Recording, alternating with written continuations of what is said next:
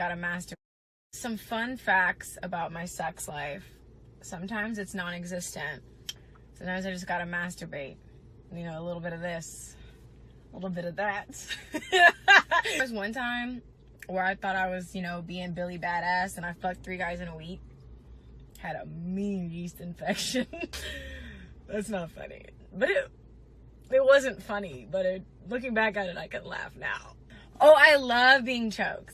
But, don't fucking really try to choke me. It's just more of, your hand placement, knowing that you're there. You see what I'm saying? You see how I just... don't fucking try to choke me out, Ted Bundy. I love when I'm having sex. And... I love when I'm having sex. And you know how your hand goes back like this? Ladies, you know what I'm talking about. And then they put their hand like that. Yeah, I love that. It's the Date Master, and we're back. We had to double up. I'll start changing it up a little bit for you guys. I appreciate you all coming and tuning in. We're going to talk about, I never really touched on this J-Lo situation, and I'm also going to put a clip from the infamous Brittany Renner in the front of this video. You have this thing called relationship hoes. Well, I have this thing, and I said this a few years ago. But you notice some chicks, they're always in relationships. They're never single. They're never in a place where they're focusing on self-development. This is a big red flag. This is something that you want to avoid at all costs. Women that jump in and out of relationships with no breaks in between. Now, one would argue that, they're always in relationships or they always have somebody in the tuck. I agree. But what this speaks to is more the relationships that are publicized. They're placed on social media. They go public very quickly with the next guy. If you take a look into relationship dynamics for you guys who dealt with toxic relationships, when you look at the reason, and a lot of these women get interviewed, or you ask, why did your last relationship end? They all have the same story. He was toxic. He was this. It was abusive, whether it's verbally or physically, yet they're already in another relationship. They already had the next guy lined up in the dugout. They already did the monkey branch. They already did that process. They vetted. They had the guy of choice, of preference, who was going to be the next John, the next suitor. These women go through these tumultuous relationships, and they don't take any time to heal. But when you ask them why did it end, or etc., what happened, they have all of these victim stories where they were the victim. Well, if you had so much trauma in these relationships, how are you so eager and ready to get into the next? How do you know that this next one is not going to be the same way? Someone must ask, are you a pain freak? Or are you just that insecure that you do not know how to be alone? And most women don't. You take a look into J-Lo's dating history, and this is just a few of the guys who she's been in these public and a little bit more discreet relationships with, and now she's back spinning the block. You have these eternal spinsters, and this is what this new culture is going to evolve in when you look at modern women. They're going to be spinning the block because they think that they deserve better than the last thing that they messed up. They think that they're going to get better to the last thing that was the best, or to whatever relationship that was going to be the best situation for them. Pipe dreams. And men are going to take them on. Yeah, okay, you can come back in. See, a lot of men have gotten smart. They're not going to give their intention off the bat. They're going to play the game because they have needs, business and physical and personal. Okay, I do need someone to come to this dinner with me. I do need someone to come with me to this gala. I don't want to go alone because my comrades and colleagues and constituents, they're going to be there with their women. So yeah, you can come back in, you'll serve a purpose. I get some out of the deal. But the women, that jump in relationship, they want to be hoes, but they use the guise of relationships as a way to mask their behavior and their sexual nature. So when you ask a woman her body count, she's going to always take off at least 50 to 60% of the men that she's had sex with, because those guys were not considered quote unquote real relationships. They were situationships. So she omit those. But you have other women who, the women that you see that are always in public relationships, they have a insecurity when it comes to public opinion. They know they have a somewhat large following, or they, are socialites. They're in the mix. They know they have eyes on them. So their relationships have to be publicized because it speaks to them having value. Oh, she always has a good man. She's always on dates.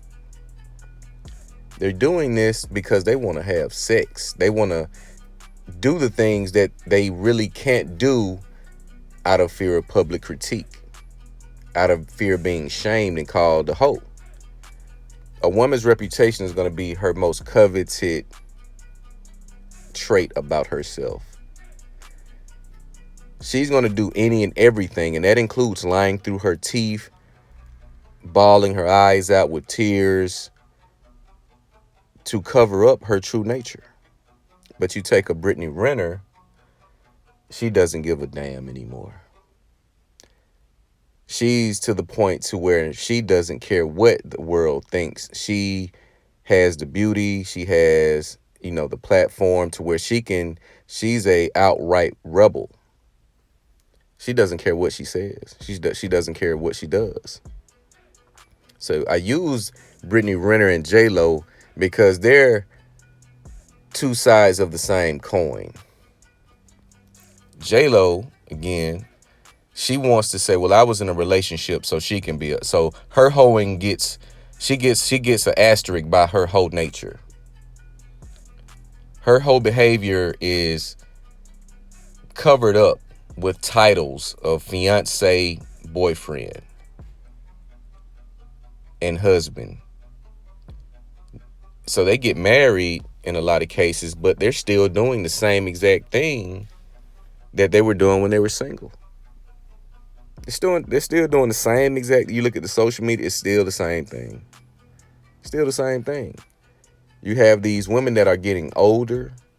I seen a lady on my Facebook built like a washing machine, talking about the guys that she listed, the type of men that are in certain industries that she's not going to date. Funniest shit I ever seen. And I seen guys in the comments talking about, well, I'm a this, I'm a that, so that disqualifies me. Get the fuck out of here. What are we doing? I see girls in the comments talking about, girl, yes, and let's not forget police officers. And when you do the profile review, single baby moms built like washing machines and refrigerators. Hair-headed hooligans. And what happens, like I said, these women, they feel that they can talk this way because no man has come to check them. You got men in the comments simping talking about her list disqualifies them for being selected. When she's built like a washing machine. When she's a 4 at best. This woman is a 4 at best. Talking about the type of men she won't date. And guys in the comments talking about, well, I see I'm not a candidate. What the fuck is going on? But you let a guy get on social media that's average at best looking, overweight, man titties, talking about the list and listing the type of professions of women he won't date: nurses, teachers, nail techs, cosmetologists. These women are going to come by the thousands telling him he ain't shit. Telling him, who are you? Look at you. And I always say, for the guys who, get this response. All you have to do is, it's an easy way to nip it in the bud. Baby, okay, you take that wig and that weave out your head. Take the lashes off your face. No makeup. Let's go out Friday night and see how our night goes. You take the clown mask off in the costume and all. Let's go out and let's see. You'll hear crickets. These are for eternal spinsters because they feel that they're worth more than what they are. Because we as men, I'm going to say we as men because I'm not going to lump myself into that, and I hope you don't either.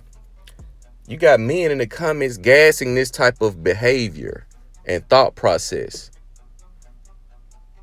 It should have been 50 to 100 men laughing their ass off in the comments. It's crazy.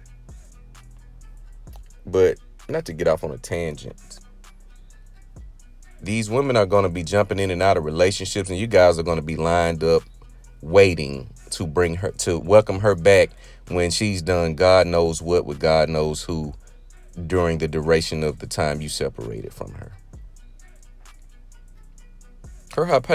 Her nature is hypergamous. It's always active. Her sexual nature, her sexual needs. As a woman gets older, her libido increases. That's why I asked my younger cousin yesterday. I was at my dad's cookout for his birthday. I asked my younger cousin, who cheats more, men or women? She said they cheat about the same. And the fact that she said that lets me know it's way worse. Women cheat way more than men because they have the opportunities to do so. Men don't get access to women like that. They don't. Because a lot of the time, if a man finds himself being married or in a serious relationship, it's because most of the time he's going to be beta. She chose him for the very reason of him being beta.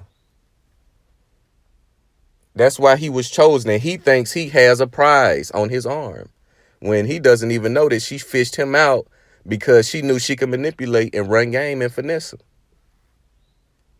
You're not anything special to this woman. She did this same shit with the last 6 guys. You're the 6th boyfriend. You're guy number 8 in the public eye.